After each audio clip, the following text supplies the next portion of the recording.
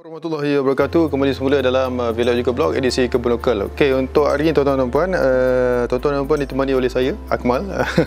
Okey, ada daripada saya punya viewers, dia minta saya buat daripada mula buat baja tu sampai habis. Okey, untuk hari ini terutama baju organik lah.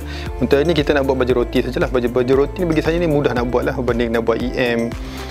Mall-mall lain tu senang juga, mall kangkung, mall apa lagi, mall tu fermentation, penampaian jus buah pun boleh juga. Mall kangkung, mall buah, ada banyak lah. Okey, untuk hari ni kita nak buat baju roti.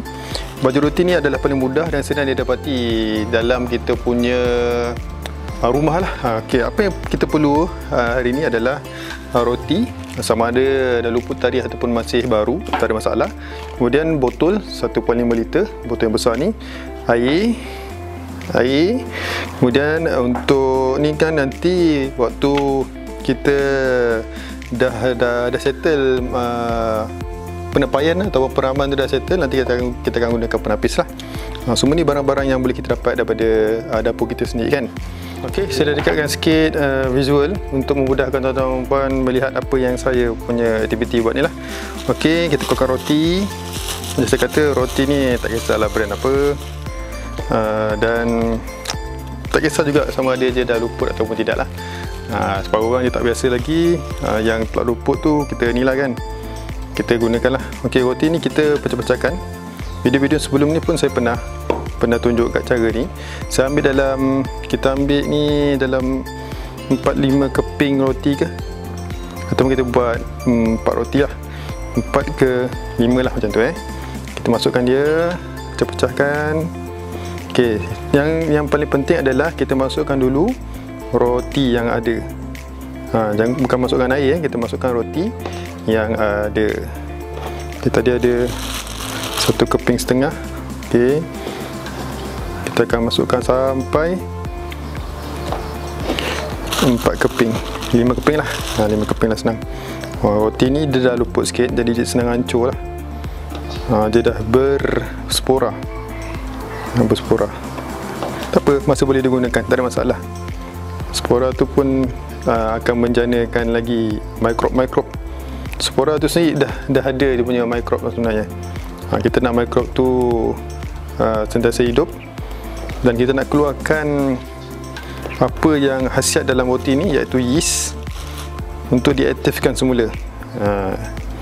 Nanti semasa peraman, bau baju roti ni taklah busuk, bau yeast, bau macam penaik serbuk roti kan. Okey, 4, satu lagi. Bayangkan dengan satu buku roti ni sebenarnya kita boleh buat berapa banyak baju roti. Banyak kan baju roti kan. Oh, jatuh pula dah. Kita masukkan dia. Sebab apa yang tuan-tuan tengok ni, sebenarnya baju roti ni dah luput. Jadi bila dah luput, dia punya structure ataupun tekstur roti ni mudah pecah-pecah lah. Okey, kan, dah pecah. Itu yang nampak banyak kat sini tu.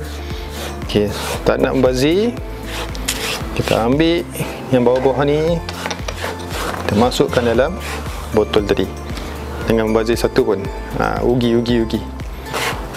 Jadi apa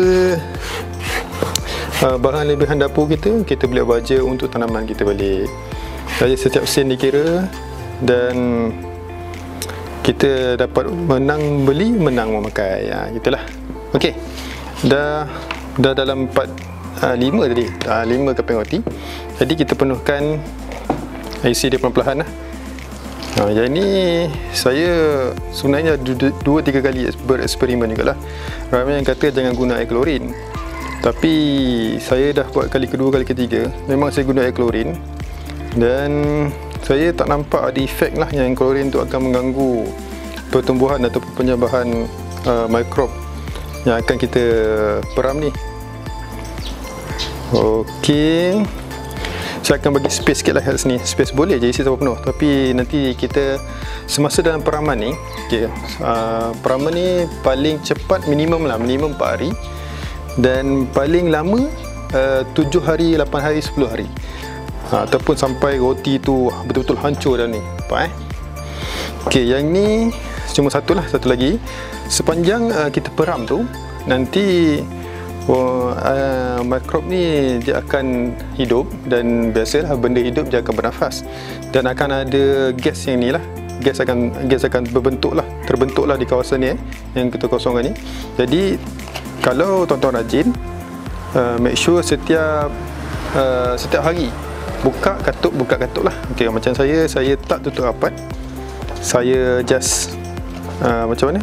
Tutup sebagai syarat lah. Syaratnya. Dan saya rasa kalau saya tak tutup rapat, gas tu boleh keluar sikit lah. Dia release gas.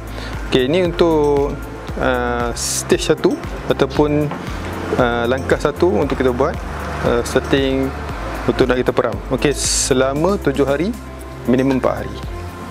Okey, baik. Ini saya ada baja roti yang telah saya peram sebenarnya. Setelah saya peram dalam masa ni, saya rasa dah 5 ke 6 hari lah yang ni lah. Jadi kita perlukan penapis dan jug lah. Jangan risau kita guna sembarang dapur semua ni. Okey, kita nakkan air je, dan yang hampas-hampas roti yang ada ni kita akan buang kat bangkal pokok untuk jadi baja kepada tanaman kita. Okey, masa saya buka ni, kalau tuan-tuan boleh dengar, dia akan keluar macam, kan kalau kita buka air gas kan lebih dan samalah keadaan dia ni. Okey, kita akan tapiskan dia.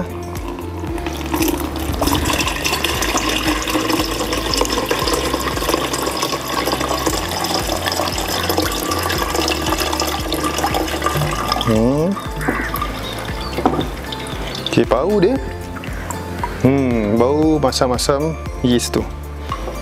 Tak busuk lah, bagi saya tak busuk lah. Kalau biasa orang, kalau mak ayah kita buat kek ke jual kek ke apa, bau yeast ni lah. Okey, yang ni dah hujung-hujung lah ni. Ni kira dah tinggal ampas lah. Kalau kita punya peraman tu cun kan, dia boleh dikatakan hampas dia susah nak dapat lah. Dia dah hancur sekali. Okey, saya alihkan ke dalam air ni. Okay, ini nanti kita akan tuang kat pangkal-pangkal pokok, buah ke apa ke kan. Jangan buang lah, rugi kalau buang. Okey, yang ni simpan, bersih-bersihkan, nanti boleh guna balik semula untuk buat baja yang lain pula. Okey, yang ini air bayi baja. Okey, air baja ni setelah kita exposekan macam ni lah, kita boleh pakai selama 14 hari daripada tarikh hari ni. Jadi kita nak bagi dia lebih panjang, jangka masa hayat mikrob yang telah terbentuk dalam baja roti ni adalah kita tambah dengan molasses yang telah saya buat. Molasses ni penting dalam pertanian dan ini adalah baja roti yang telah dicampurkan dengan molasses lah. Jadi untuk itu saya tambahkan baja roti ni di dalam tong yang dah siap ni lah. Tambah dia. Okey, dalam ni ada banyak benda hidup mikrob untuk kita lah. Okey, lepas tu untuk tambah molasses tu, saya tak ada sukatan saya hanya tambah mengikut pada warna ni okay, macam tadi kita tambah banyak kan, tambah sikit lah. Banyak tak ada masalah, lagi banyak lagi tahan lama lah baja roti tu. Okey, ini kita sebatikan dia.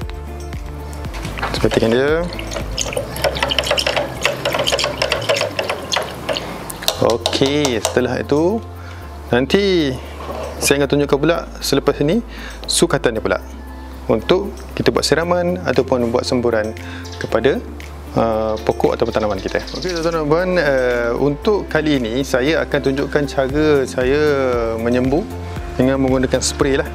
Kalau kita nak guna siraman pun boleh, cuma bila spray ni saya nak kenakan ataupun nak spraykan di bawah bawah belakang daun. Bawah belakang daun ni lah selalunya daun menerima makanan, ada liang-liang stoma dalam tu lah. Boleh google apa dia stoma Okey, yang ini saya dah isikan separuh. air dalam ni, isi separuh dalam ni. Jadi kita anggaran saya masuk ni dalam 10 penutup botol terpulang. Lagi banyak lagi bagus, tapi untuk pendapat saya lah, daripada pengalaman saya, dia testing pada pokok dulu. Katakan pada minggu yang pertama kita nak pembajaan tu, kita bagi pada kadar yang minimum lah. Kalau boleh dalam 1 liter air 5 penutup botol ke, untuk kali pertama lah. Kalau kita tengok kita punya tanaman tu cantik je penerimaan dia, baja ni, dan kita boleh teruskan. Ok, saya akan tambahkan air dia sampai hampir memenuhi tong spray ni.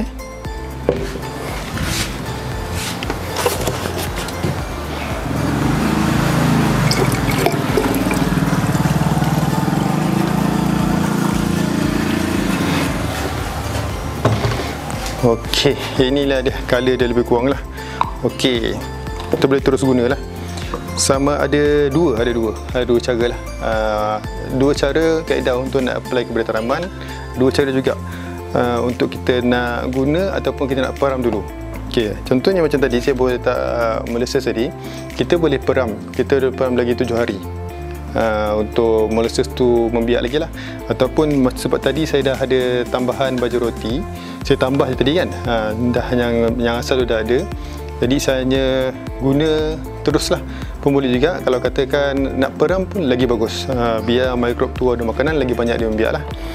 Ok, sebab bila kita peram lagi lebih lama, color dia akan jadi warna hitam, macam mula-mula saya tunjuk tadi lah kan. Dia punya color baju roti tu berwarna sedikit gelap berbanding yang ni lah. Ok, yang ni spray kita.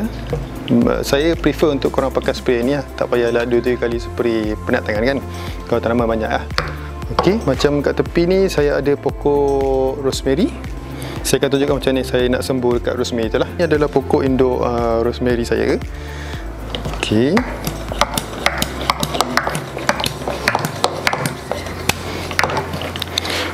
alright, cara nak siram dia ataupun cara kita nak apply kepada tanaman mudah saja. Kalau boleh, kalau kita macam katakan kita pegang pasu, kalau tanaman tu terus kat tanah, kita terpaksa belik-belik sikit lah. Kalau katakan pasu dan mudah untuk kita nak pegang macam ni kan, kita boleh ambil bawah sikit macam ni, sembur lah macam ni. Ok, sebab kita nak tembak di bawah daun tanaman kita ok, sehingga membasahi keseluruhan pokok, daun dia, ranting-ranting kecil dia, batang dia tengah-tengah tu. Kemudian kita juga boleh sembur dekat area tanah ni lah, tanah dia sembur juga. Ok, itu saja, senang saja. Ok, bila masa kita nak tengok dia punya respon terhadap baju roti kita apply ni, kita bagi masa kepada pokok dalam seminggu macam tu, seminggu 10 hari, seminggu 7 hari kan. Okay, kita bagi masa kepada pokok dalam 7 ke 10 hari untuk respon macam mana. Okay, di antara kebaikan menggunakan baju roti ni adalah daun macam contoh macam pokok rosemary saya ni dah start kuning-kuning. Jadi kalau kita nak hijau kena balik, kita bagi baju roti. Itu satu. Kita nak bagi tumbuhan tu gemuk-gemuk besar-besar, kita bagi baju roti. Kemudian kita nak macam pokok limau kasturi saya, kita nak bagi dia mudah berputik semula, mudah berputik buah dia, jadi kita sembur kan baju roti. Itu baguslah. Dan make sure bila kita buat semburan ni, semburan mesti dibuat di waktu pagi ataupun lewat petang ataupun malam terus. Macam saya dekat Kebun Lokal, saya akan buat semburan pada waktu malam. Paling safe lah kiranya, tak ada terdedah dengan cahaya matahari tu. Teruslah, sebab kalau terdedah dengan cahaya matahari terus, rugilah kita. Baru kita apply kepada pokok, kena matahari panas sangat, mikrob pun mati. Okay, itu di antara kaedah siraman ataupun kaedah apply kepada kita punya tanaman lah. Salah satu cara lagi, kita kena elakkan untuk buat semburan baja pada hari hujan. Contohnya hari nak hujan, kita tengoklah jadual gaji cuaca tu kan. Tengok kalau kata nak hujan, jangan buat semburan, sebab nanti baja yang kita apply tadi walaupun dia hidup tapi dia akan larut ke tempat lain pula, tak duduk dekat kita punya pokok, kat pasu kita, kat tanaman kita. Rugilah kita terpaksa buat kerja 2-3 kali lah. Okay, nak apply selepas hujan. Betul-betul dah hujan, kita bagi contohnya hujan dan setengah jam lepas tu betul-betul dah reda baru kita apply. Sebab waktu tu cantik lah, kiranya tanah lembab, pokok pun bersedia untuk menerima apa-apa baja, apa-apa siraman. Okey, saya rasa itu saja. Saya harap viewer saya yang, saya lupa nama dia, viewer saya yang request tu, saya harap dia tercapailah hajat dia. Ini baru untuk baja roti. InsyaAllah saya akan buat untuk EM, untuk mall, semualah. Okey, kalau ada EM kita campurkan dengan EM lah ni. Itu sebagai tambahan lah. Okey, tuan-tuan dan puan, insyaAllah kalau ada manfaatnya dalam video saya ni, share lah pada orang lain. Ada yang kurang ke apa ke, perlu tambahan ke apa ke, perlu tegur ke apa, saya tinggalkan pendapat anda dekat ruangan komen. Assalamualaikum warahmatullahi wabarakatuh dan selamat berkebun.